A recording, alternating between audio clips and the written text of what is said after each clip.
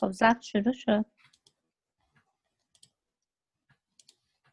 So, what I'm talking about today is the one particular set of prophecies in Daniel. خب اون چیزی که میخوایم راجبش امروز صحبت کنیم یه رسالت ویژه در دانیال هست. Daniel contains several prophecies of the future of the world. دانیال در برگیرنده چندین رسالت هست در مورد آینده دنیا. But they're written in symbols. ولی این رسالت ها به صورت نمادین نوشته شدن. They're written in a kind of code, and the same code is used in the Revelation. که اینها به صورت کدهایی نوشته شدن، همون کدهایی که توی مکاشفه نوشته شدن. So by studying Daniel, where it's explained to us, we can get an idea of how this code works. خب پس با مطالعه دانیال میتونیم بفهمیم که چجوری این کدها استفاده میشن و چجوری کاربرد دارن. That helps us to understand this kind of prophecy. و کمک میکنه که این گونه رسالت ها و نبوت ها رو بفهمیم.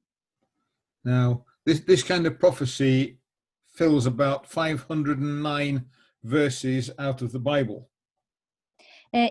این گونه رسالت ها 509 آیه از کتاب مقدس رو شامل میشه.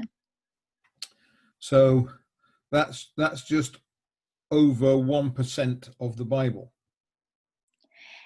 و این تقریباً بیش از 1% کل کتاب مقدس هست.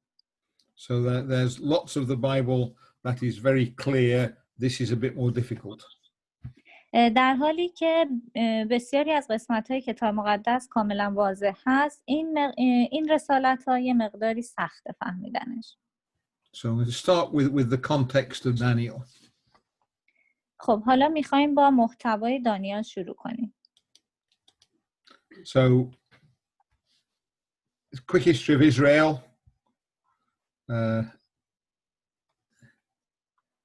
It starts off with one country ruled by David. خب اینجا اسرائیل که شروع میشه توسط یه پادشاهی توسط داوود. But then it divides up into two. There's Israel and there's Judah. که تقسیم میشه به دو قسمت اسرائیل و یهودیه. So that bit's Israel. This bit at the bottom is Judah.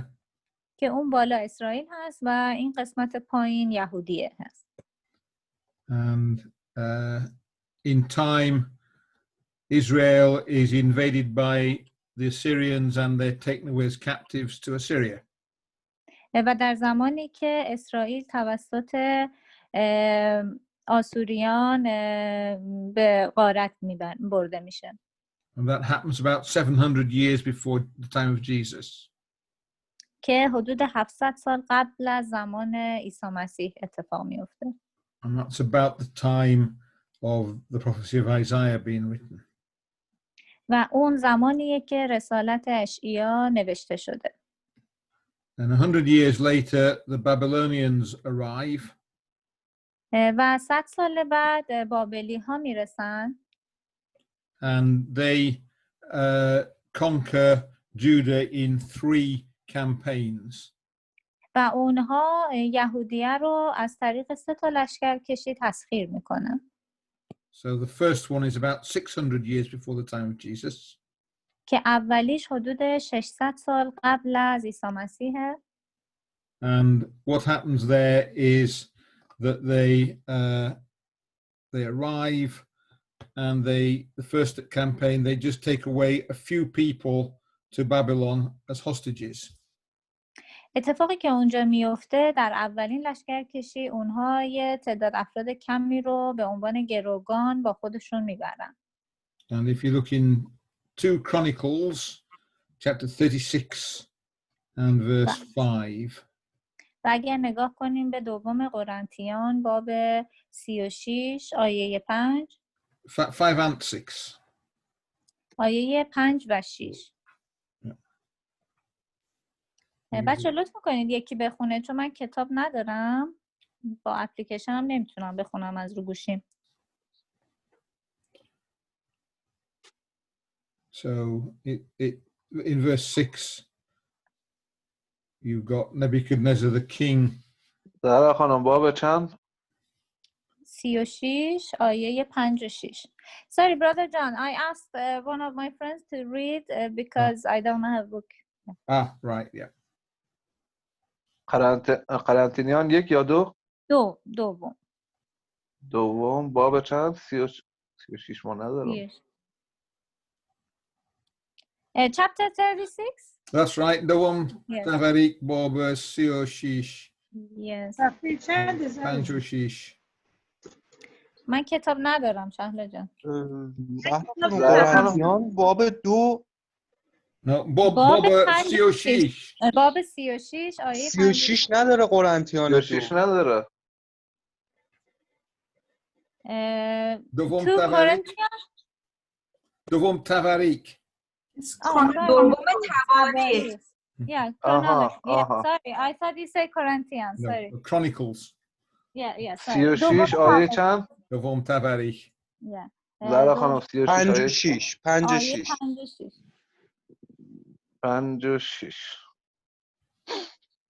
یهویاقیم 25 ساله بود که پادشاه شد و 11 سال در اورشلیم سلطنت کرد.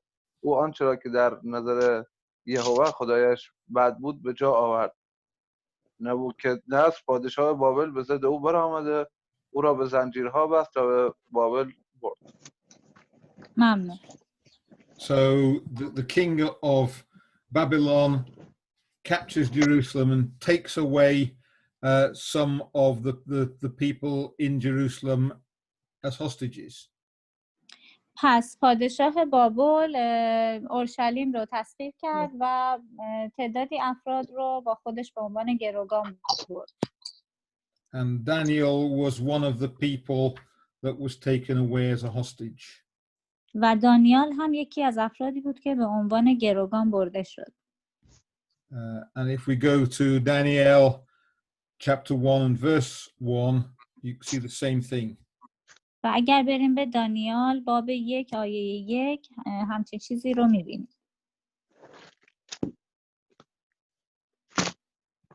در سال سوم سلطنت یهویاقیم پادشاه یهودا نبود که نصر پادشاه بابل به اورشلیم آمد و آن را محاصره کرد. So again, this is where Daniel goes to Babylon. خب و اینجا جاییه که دانیال رفت به بابل. And he stays there. That's the Assyrian Empire. That's Babylonian Empire. And Daniel is taken to Babylon. He's taken all the way from... و این نقشه‌ای که می‌بینید در واقع بابل اون قسمت سمت راست و از اورشلیم به سمت بابل برده شد. He's taken all the way from Jerusalem to Babylon. He's just a probably teenager, probably a young teenager. و حدوداً یه نوجوانی بوده اون موقع. And he lives there for 70 years. و اونجا برای 70 سال زندگی کرد. So until he's a very old man. تا اینکه مرد پیری شد. And the Babylonians in the end are replaced by the Persian Empire. That's the Persian Empire. و در نهایت بابلی‌ها توسط امپراتوری پرشیا جایگزین شدند. And Daniel lives on into that period, but he never goes back to Jerusalem. و دانیال هم در طول اون دوره زندگی کرد ولی هرگز به اورشلیم برنگشت. Anyway, let's stop the share for a second. So let's read Daniel chapter 2 and verses 1 to 12. خب بریم دانیال باب 2 آیات 1 تا 12. 1 تا 12 رو بخونیم. بله. در سال دوم سلطنت نبوکدنصر خوابی دید. روحش پریشان شد و خواب از چشمانش برفت. پس پادشاه فرمان داد که ساحران و افسونگران و جادوگران و کلدانیان را فرا خوانند تا خواب پادشاه را برایشان بازگویم. آنان آمدند و در پیشگاه پادشاه ایستادند. پادشاه به ایشان گفت خوابی دیدم و روحم برای درک آن پریشان است. آنگاه کلدانیان به زبان آرامی در پاسخ شاه گفتند پادشاه تا به ابد زنده بماند. خواب خود را به خادمانت بازگو تا تعبیرش کنی. پادشاه در پاسخ کلدانیان فرمود حکم من قطعی است. اگر خواب و تعبیر آن را به من باز نگویند پاره پاره خواهند شد و خانه‌هایتان به ویرانه بدل خواهد گشت. اما اگر خواب و تعبیرش را بازگویید هدیه‌ها و پاداش‌ها و حرمتی عظیم از من خواهید یافت. پس خواب و تعبیرش را برایم بازگویید. ایشان دیگر بار گفتند پادشاه خواب خود را به خادمانش بازگوید. آنگاه آن را تعبیر خواهیم کرد. پادشاه در پاسخ گفت یقین دارم که فرصت بیشتر می‌جویید، زیرا می‌دانید حکم من قطعی است. اگر خواب را به من باز نگویید تنها یک حکم برای شما هست. شما توانی کرده اید که سخنان دروغ و باطل در پیشگاه من بگویید تا موقعیت عوض شود. پس خواب را به من بازگویید و من خواهم دانست که آن را برایم تعبیر نیز توانید کرد. کلدانیان در پاسخ پادشاه گفتند بر روی زمین کسی نیست که بتواند مطلب مورد نظر پادشاه را بیان کند، زیرا هیچ پادشاه بزرگ و مقتدری چنین درخواستی از ساحران و افسونگران و کلدانیان نکرده است. مطلبی که پادشاه میپرسد چندان دشوار است که به جز خدایان که مسکنشان با انسان نیست احدی نمیتواند آن را به پادشاه بازگوید. پادشاه از این سخن به خشم آمده سخت برآشفت و فرمان داد همه حکیمان بابل را هلاک کنند. تمام شد. Right. So the king has had a dream which he knows to be important. پس پادشاه یه خوابی دید که میدونست مهمه. And he decides he wants to know what it means. و تصمیم گرفت که بدونه که معنیش چیه.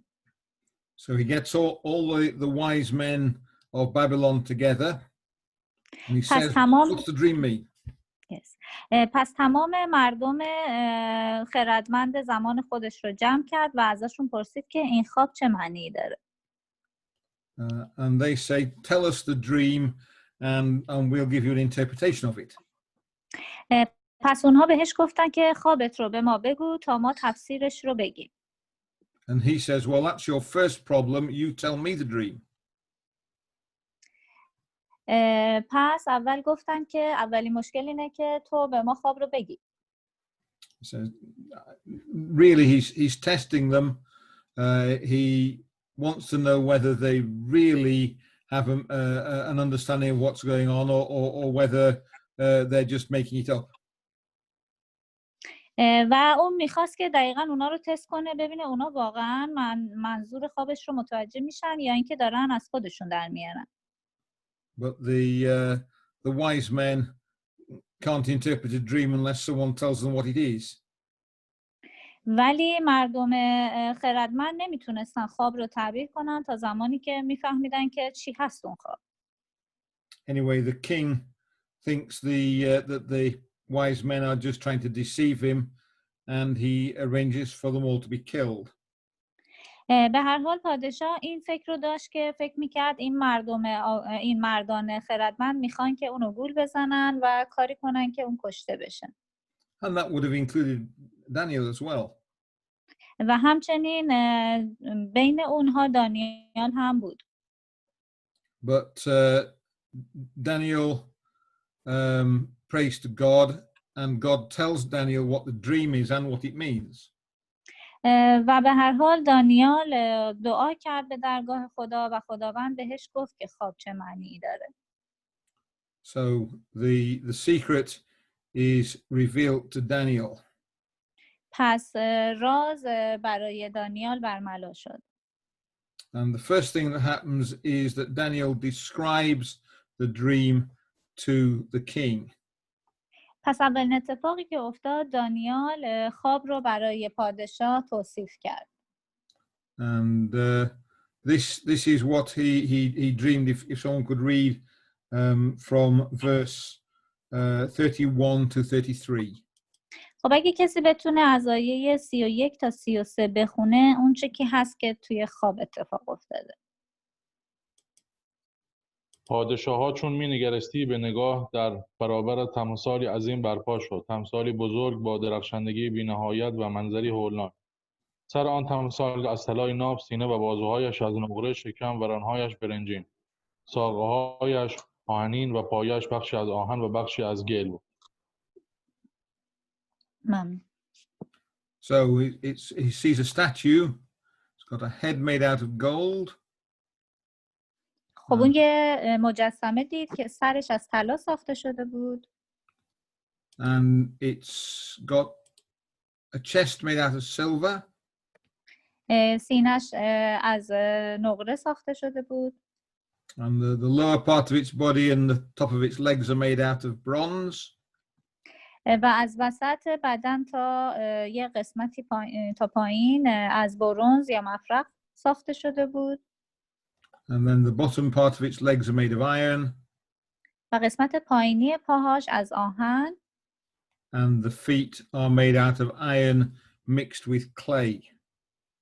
و پاهاش ترکیبی از آهن و خشت بود. Anyway, that's not quite the end. If we read on verses 34 and 35. خب اگر که آیات 34 و 35 هم بخونیم چون تا اینجا تموم نشده هنوز. چون می‌نگرستی سنگی برکنده شد، اما نه به دست بشر، و به پاهای آهنین و گلین برخورده آنها را خرد کرد. آنگاه آهن و گل، برنج و نقره و طلا با هم خرد شده، همچون کاه خرمنگاه تابستانی گردید و باد آنها را پراکنده ساخت، به گونه‌ای که اثری از آنها باقی نماند. اما آن سنگ که به تمثال برخورد کوهی عظیم شد و جهان را به تمامی پر ساخت. So we get a stone. There we are, which goes down and hits the image on its feet. خب ما اینجا یه سنگی داریم که اومد و خورد به این مجسمه، به پاش خورد. And then that gets bigger until it, well, that's as big as PowerPoint will make it, but this one fills the whole world. و در واقع بزرگتر و بزرگتر شد که توی پاورپوینت همینقدر میتونم بزرگ نشون بدم ولی انقدر بزرگ شد که کل دنیا رو گرفت. Now that's a difficult dream to understand. و این یه خواب خیلی سختی بود که بشد تعبیرش کرد. But fortunately, Daniel goes on to explain what the dream means. ولی خوشبختانه دانیال موفق شد که بگه که معنی خواب چیه. So if we read verses 37 and 38. خب اگر آیات 37 و 38 رو بخونید ممنون میشم. پادشاه‌ها تو شاه شاهانی، خدای آسمان‌ها به تو سلطنت و اقتدار و توانایی و شوکت عطا فرموده است و انسان‌ها را در هر جا که ساکن باشند و جانوران زمین و پرندگان هوا را به دست تو سپرده و تو را به حکم‌فرمایی بر همه آنها برگماشته است. آن سر طلایی تویی.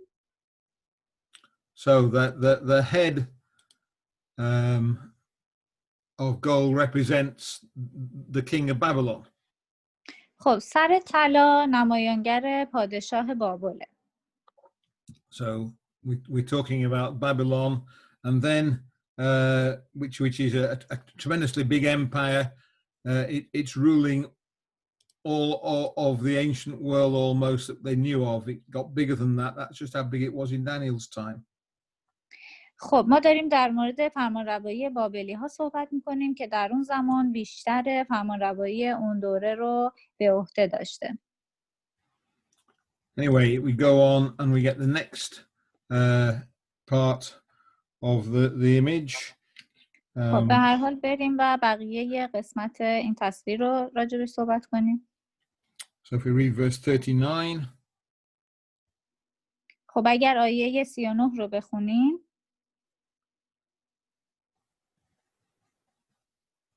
پس از تو سلطنتی دیگر ظهور خواهد کرد، پستر از سلطنت تو، سپس سلطنتی سوم از برنج بر همه جهان حکمفرما خواهد شد. So that promises two more kingdoms that will follow on after Babylon. خب این داره وعده میده که 2 تا پادشاهی دیگه بعد از بابل میان. And the first of these is the Persian Empire. که اولیش فرمانروایی پارس هست. That's under Korosh. تحت فرمانروایی کوروش. And that rules even more of the world than Babylon had. و این در واقع فرمانروایی حتی بیشتر از اون مقدار زمینی که بابلی ها فرمانروایی میکردن رو هم فرمانروایی میکنه. Then he says there'll be another one after that. و سپس میگه که یکی دیگه فرمانروایی بعد از اونها خواهد بود. And that's the Greek Empire. که فرمانروایی یونانی ها خواهد بود. So you get Iskander who comes and overturns the Persian Empire. که اینجا اسکندر رو داریم که در واقع غلبه میکنه به فرمانروایی پرشیا. And he conquers tremendous amount of the world.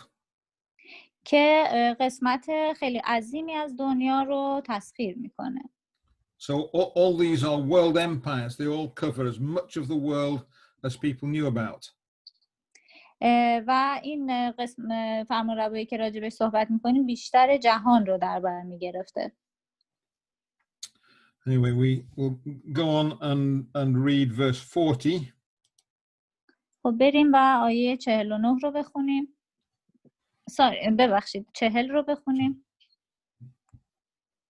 آنگاه سلطنت چهارم نیرومند همچون آهن خواهد بود، زیرا آن همه چیز را له می کند و در هم می شکند. آری به همان سان که آهن همه چیز را خرد می کند، سلطنت چهارم نیز همه اینها را خرد خواهد کرد و له خواهد نمود. So we've got another kingdom which follows on after the Greeks, and that's the Romans. خب فرمانروایی دیگه ای داریم که بعد از فرمانروایی یونانی ها میاد که فرمانروایی روم نامیده میشه. And they also had an empire that ruled all the known world. و همچنین فرمانروایی داره که توی جهان فرمانروایی میکنه. And then what happens after that is verses 41 to 43. و اتفاقی که بعدش میفته از آیات 41 تا 43 هست اگه بخونید. ممنون.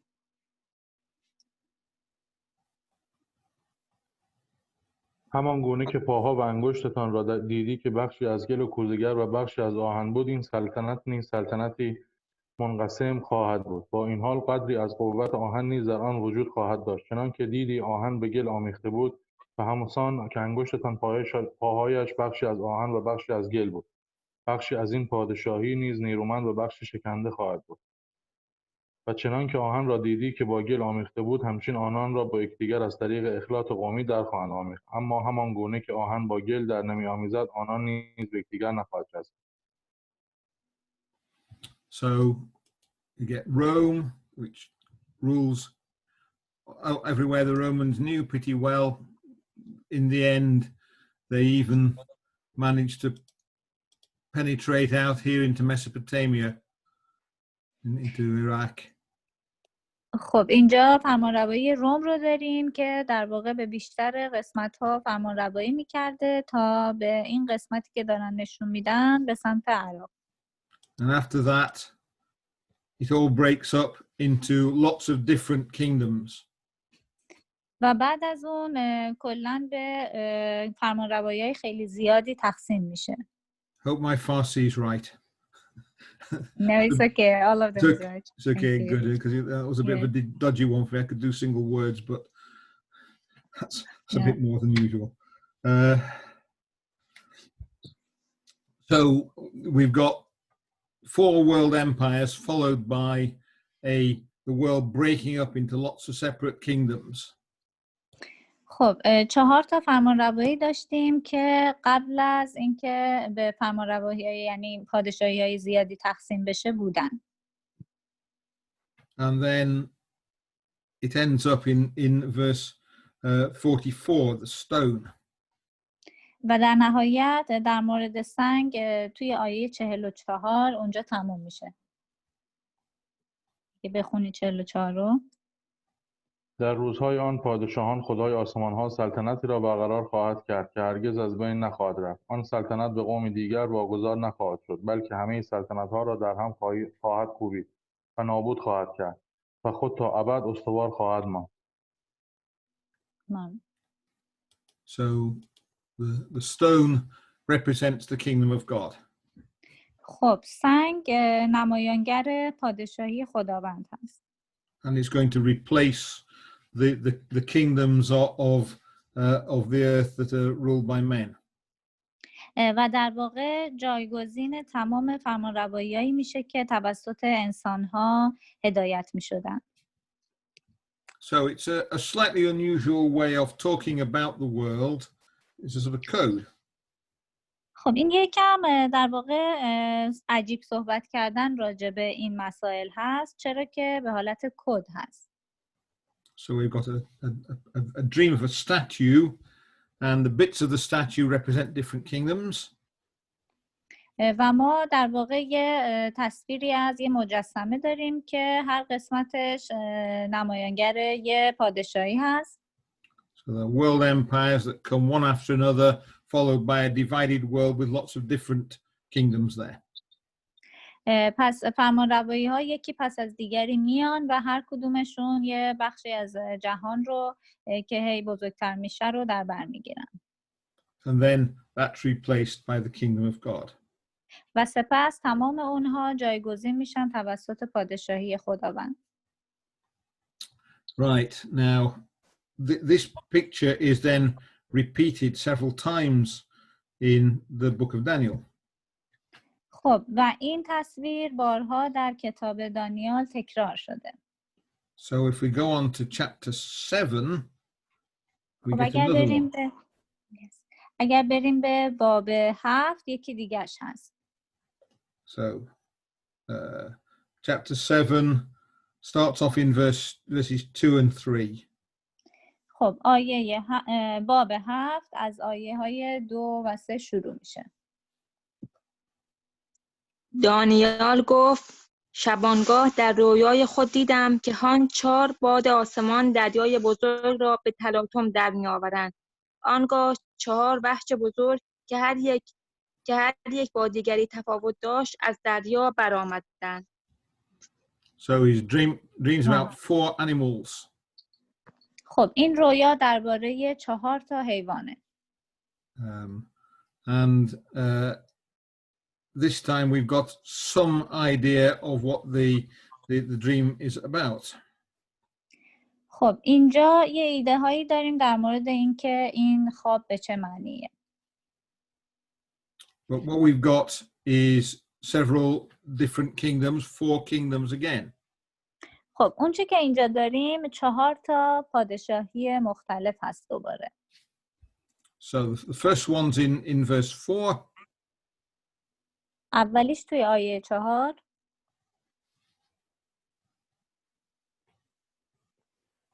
نخستین مانند شیر بود و بالهای عقاب داشت. آنگاه چون می‌نگریستم بالهایش کنده شد و او را از زمین برگرفتند و مانند انسان بر 2 پایش برپا داشتند و دل انسان به او دادند. So we've got a lion with wings. خب اینجا یه شیر داریم با بال. And then that's replaced by a second animal, which is like a bear in verse 5. و سپس توسط دومین حیوان جایگزین شد که یه خرس بود. And this time it's got 3 ribs in its mouth, 3 bones in its mouth. و این بار 3 تا استخوان توی دهنش داشت. And these are representing the kingdoms which you had already seen in the dream. و اینها در واقع دارن به پادشاهی‌های اشاره میکنن که توی خواب دیده. So the first one is the king of Babylon. خب اولیه شاه بابل هست. and he's replaced by another empire, which is the empire of the Medes first of all, and the Persians. و سپس جایگزین شد توسط دومین فرمانروایی که پرشیا هست. And of course, the Persian Empire destroyed 3 other empires. و در حقیقت امپراتوری پرشیا 2 تا امپراتوری رو از بین برد. So it overran the empires of Lydia, which was in Turkey. که یکیش فرمانروایی لیدیا بود که توی ترکیه بود. And then Korosh overturns Babylon. The Babylonian Empire falls to Korosh. و سپس کوروش امپراتوری بابلی ها رو از بین برد. And then finally he overturns the Egyptian Empire. و سپس در واقع تونست فرمانروایی مصری ها رو بهش غلبه کنه. And in the dream, that's a bear which gets 3 bones. و توی خواب در واقع این خرس 3 تا استخون رو داره حمل میکنه. And then in verse 6, we got another animal. و سپس در آیه 6 یه حیوان دیگه داریم. So could someone read verse 6, please? پس لطفاً آیه 6 رو اگه بخونید ممنون میشم. پس از آن نگریستم و آن وحشی دیگر دیدم مانند پلنگ که بر پشت خود 4 بال پرندگان را داشت. او را 4 سر بود و حکومت به او داده شد. So it's a bit unusual for a leopard. خب این یکم غیر طبیعیه برای پلنگ. It's got 4 heads and 4 wings. که 4 تا سر داره و 4 تا بال. But that represents the Greeks. ولی به هر حال نشانگر یونان هست. And the Greek Empire, well, was never really an empire. و به هر حال امپراتوری یونانی ها خیلی شبیه امپراتوری نبود. It was conquered by Iskander. که توسط اسکندر تسخیر شد. But Iskander died almost immediately. و اسکندر به سرعت مرد. And he had 6 generals who fought one another for the bits. و 4 تا ژنرال داشت که یکی پس از دیگری. And in the end it divided into 4 parts. و سپس به 4 قسمت تقسیم شد. And so you got this 4 heads and 4 wings that show the 4 parts of the Greek world. خب پس اینجا که 4 تا سر و 4 تا بال رو داریم در واقع نمایانگر 4 تا قسمت و 4 تا دنیای مختلف هست. But it shows that we're on the right lines, we're interpreting correctly. و این نشون میده که وقتی که داشتن تعبیر خواب رو میکردن یعنی در واقع درست داشتن انجام میدادن. And then we get the next thing is in verses 7 and 8. و سپس حیوان بعدی رو توی آیات 7 و 8 داریم. پس از آن در رویاهای شب نگریستم و اینک وحش 4م را دیدم که هولناک و رعب‌انگیز و بسیار نیرومند بود و دندانهای بزرگ آهنین داشت. او می‌بلعید و خرد می‌کرد و باقی مانده را لگدمال می‌نمود. این وحش با همه وحش‌های پیشین متفاوت بود و 10 شاخ داشت. چون آن شاخ‌ها را ملاحظه می‌کردم شاخ کوچکی دیگری از میان آنها برآمد و 3 شاخ از شاخه‌های نخست در برابرش از بیخ کنده شدند. بهان این شاخ چشمانی همچون چشمان انسان داشت و دهانی که سخنان تکبرآمیز میگفت. So don't know what the beast looked like, but that's as good as anything. خب من نمیدونم که این حیوان شبیه چیه ولی بهترین حالتی بود که میتونستم بکشم. So it's a very scary beast with lots of horns. که خیلی یه حیوان خیلی ترسناک با بسیاری شاخهای زیادی. And this one represents the Roman Empire. و این یکی نمایانگر امپراتوری رومیان هست. And it starts off as an empire, but it ends up just as an idea. که به عنوان یک فرمانروایی شروع شد ولی در نهایت به صورت یک ایده باقی موند. And that's probably what little horn is about there. و این احتمالاً این شاخی که دارن نشون میدن اینجا هست. So you can compare those with the image. و حالا میتونید این حیوانات رو با اون تصویر اول مقایسه کنید. So we've got just the same 4 empires. خب پس همون 4 تا فرمانروایی رو اینجا داریم. But they're represented by strange animals. ولی این بار با حیوانات عجیبی نشان داده شدن. So if you remember reading in the Revelation, you'll find there are all these strange animals. و اگر یادتون باشه توی مکاشفه هم حیوانات عجیبی بودن. And they represent empires the same way. و اونا هم به همین ترتیب امپراتوری ها رو نشون میدادن. And one of them is just called the beast. و یکی از اونها فقط جانور نامیده میشد.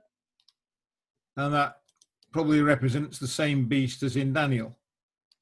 و ممکنه که نمایانگر همون جانوریه که توی دانیال هست. But in Daniel we know that this is talking about the Roman Empire. ولی توی دانیال میدونیم که داره راجع به فرمانروایی رومیا صحبت کنه. Anyway, this vision of the dream of the animals ends up with verses 13 and 14. خب به هر حال این تصویری از حیوانات، این دید از حیوانات در آیات 13 و 14 تموم میشه. چون در رویاهای شب می‌نگریستم دیدم که به ناگاه کسی مانند پسر انسان با ابرهای آسمان می آمد. او نزد قدیم الایام رسید و او را به حضور وی آوردند. حکومت و جلال و پادشاهی به او داده شد تا تمامی قوم‌ها و ملت‌ها و زبان‌ها او را خدمت کنند. حکومت او حکومتی است جاودانه و بی‌زوال و پادشاهی او زایل نخواهد شد. Amnon. So again, we end up with the kingdom of God. پس مجدد با پادشاهی خداوند کار تموم میشه. And this is ruled by the Son of Man. و در نهایت توسط پسر انسان Son of Man? Son of human being you mean? Yes. پسر انسان رهبری میشه. And of course, Jesus referred to himself as the Son of Man. و در واقع عیسی مسیح خودش رو به عنوان پسر انسان یادآوری میکنه. So the kingdom that God sets up is the one that's going to be ruled by Jesus. و فرمانروایی که پادشاهی که خداوند برقرار میکنه توسط عیسی مسیح فرمانروایی خواهد شد. Okay, there's one more dream in Daniel of the same kind. خب خوابهای دیگه هم توی دانیال مشابه به این وجود داره. And this is in Daniel chapter 8. که توی دانیال باب 8 هست.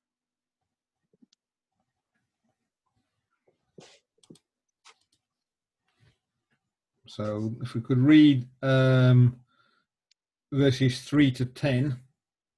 که اگه لطفاً از آیات 3 تا 10 بخونید ممنون میشم.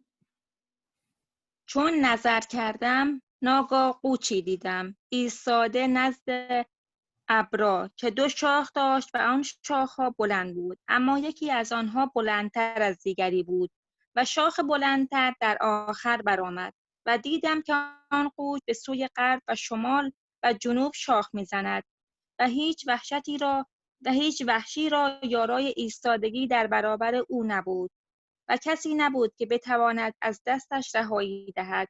آن قوچ هر چه می‌خواست می‌کرد و نیرومندتر می‌شد. چون در این باره می‌اندیشیدم اینک بزی نر از غرب بر روی تمامی زمین می‌آمد بی آنکه زمین را لمس کند.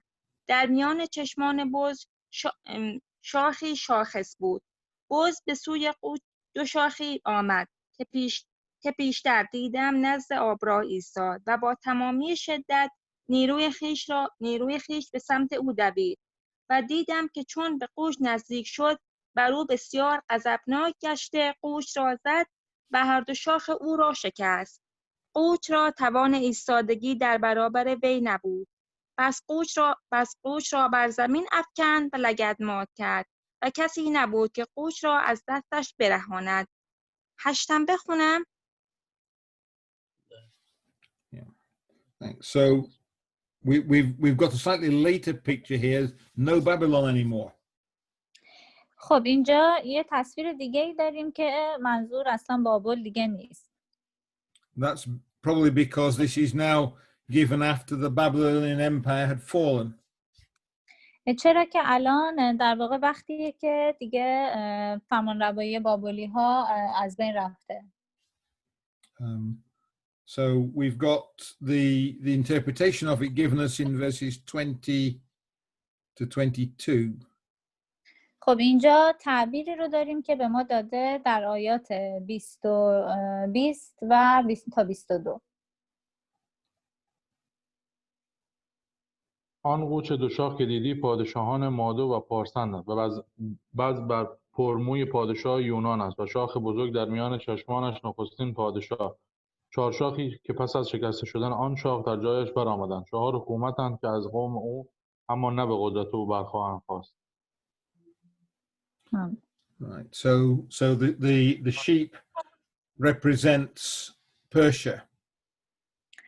خب اینجا در واقع گوسفند نمایانگر پرشیا هست. So originally it was in 2 parts, the Media and Persia. که در واقع به 2 قسمت میاد که قسمت میانی و اون قسمت دیگر پارس. But Korosh, the Persian, made it into one great kingdom. It's the higher horn, and they went all over and conquered almost all the world that anyone knew about. و کوروش تبدیل به یک قسمت میکنه که نمایانگر اون یه دونه شاخ بزرگ هست و فرمانروایی میکنه به کل دنیا. And then the king of Greece is Iskander. و سپس پادشاه یونان اسکندر هست. And he defeats the Persians and sets his own empire up. و سپس اون شکست میده پارس رو و فرمانرواییش رو. And again it divides into 4 and the horn becomes 4 horns. و سپس تقسیم میشه به 4 تا شاخ. And the little horn is probably one of the kings of the Greek kingdom, a chap called Antiochus Epiphanes, who has disappeared into the mist of history these days. و یکی از اون شاخ‌ها احتمالاً در واقع تعلق داره به انتیکاس افیانس که الان توی تاریخ گم شده. But he insisted on them putting a statue of him up in the temple in Jerusalem and worshipping that instead of God. ولی خیلی اصرار داشت که مجسمه‌اش رو بسازن توی اورشلیم بذارن و به جای خدا پرستشش کنن. But the reason that we're looking at these pictures and this prophecy is because it shows how this kind of prophecy works. ولی دلیل اینکه ما به این تصاویر نگاه کردیم و در واقع رسالت‌هاش رو تعبیر کردیم به خاطر اینه که بفهمیم چگونه این رسالت‌ها و نبوت‌ها کار میکنه. So what we've got is something that helps us to understand the revelation apart from anything else. پس بنابراین اون چه که ما اینجا داریم چیزی هست که به ما کمک میکنه که مکاشفه رو از طریق چیز دیگه بفهمیم. But the other thing we summarize, we've got a prediction of world history. و چیز دیگه ای که داریم اینه که اینجا یه پیشگویی از تاریخ جهان داریم. So by looking at this kind of prophecy, we can see how the history of the world goes through a series of empires, then ends up with the kingdom of God. و توسط همچین چیزی میتونیم به این حقیقت برسیم که چجوری تاریخ جهان توسط فرمانروایی شده و در نهایت به پادشاهی خداوند منتهی میشه. The last point is that it's interesting how it's actually quite an accurate picture of world history. It's just very difficult to understand. و آخرین نکته اینه که در واقع نمیتونیم یه تصویر واضحی از جهان داشته باشیم و اینکه این تصاویر خیلی سخته برای فهمیدن. Right, thanks, Angel. That's where I finish.